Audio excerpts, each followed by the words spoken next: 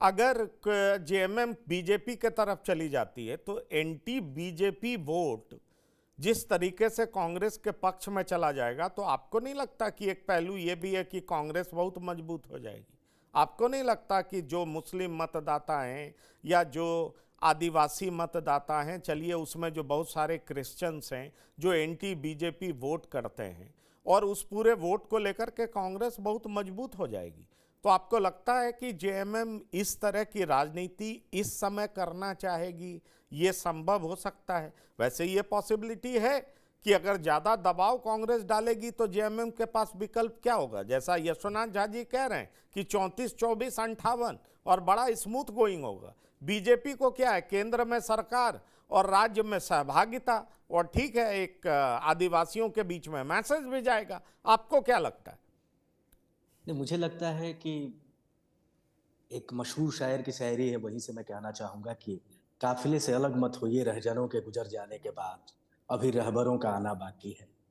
तो ये हेमंत सोरेन के लिए भी है और कांग्रेस के लिए भी, आरजेडी के लिए भी, माले के लिए भी। जिस तरीके से इन लोगों में आपस में ही सरकार बनने के बाद मतभेद उभर करके सामने आ गया है, वो शुभ संकेत नहीं है। और एक जो चीज जिस पर नजर डालनी चाहिए वो ये है कि हेमंत सोरेन चाहते हैं कि उनकी हनक के साथ सरकार चले, और उस हनक में न बाधा कांग्रेस बने, न आरजेडी बने, न माले बने। और भविष्य में अगर 5 साल उनको सरकार चलाना है तो इन पार्टियों को कंट्रोल में रखना होगा। अपनी पॉलिसियों को अगर लागू कराना है तो इन पार्टियों पर नियंत्रण रखना होगा।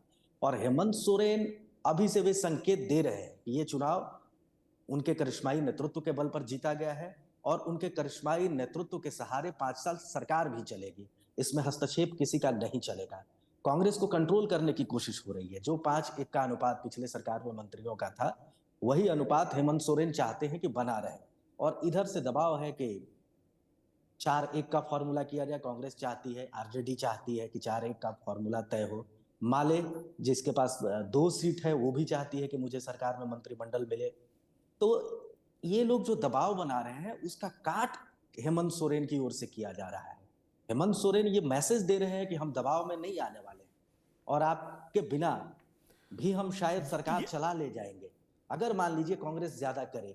कांग्रेस की 2-3 डिमांडें नहीं, हैं, पर जिसमें एक डिप्टी सीएम को लेकर के भी। मैं यशवनाथ झा जी आपसे ये पूछना चाहूंगा, दरअसल कांग्रेस को क्या अपनी जमीनी हकीकत का एहसास नहीं है क्या? क्या बिल्कुल। कांग्रेस के विधायक जीत गए तो उनको लगता है एक मौका मिल गया और किसी तरीके से मंत्री बन जाओ? क्या उनके लीडर्स को, उनके विधायकों को यह पता नहीं है कि यह मैंडेट उनका है या हेमंत सोरेन का है? आखिरकार इस तरह का दबाव कांग्रेस की तरफ से जेएमएम को क्यों है? पंकज जी, ये कांग्रेस का दबाव हेमंत सोरेन पर नहीं है। मैं इसको दूसरे तरह से देखता हूं। ये जो कांग्रेस जो अभी तक तय नहीं कर पा रही है कि मंत्री कौन बनेगा, असल झगड़ा जो है वो कांग्रेस और जेएमएम के बीच के रिश्ते का नहीं है। ये झगड़ा जो है ये कांग्रेस का अंदर का है। मतलब कोई और किसी को नेता मानने को तैयार नहीं है, सब अपने को सीनियर लीडर और मंत्री पद के काबिल मान रहे हैं। पहली बात यही है। और हेमंत सोरेन ने साफ साफ कहा उस दिन, परसों जब वो दिल्ली से लौट के आए, कल जब लौट के, परसों जब लौट के आए थे दिल्ली से, तो उन्होंने साफ साफ ये कहा था अनौपचारिक रूप से कि मैंने कांग्रेस को बता दिया है कि मेरा फॉर्मूला ये है, इस पर वो किसको किसको मंत्री बनाना चाहते हैं ये वो हमको बता दें। और गुलाम अहमद मीर जैसा व्यक्ति जो कांग्रेस का प्रभारी है, उनको अब तक वो तय नहीं कर पाए हैं कि कांग्रेस के 16 विधायकों में से 4 मंत्री कौन होंगे। एक बन्ना गुप्ता हारे हैं सिर्फ, जो पुराने इसमें मंत्री थे, बाकी तीनों मंत्री जीत गए हैं।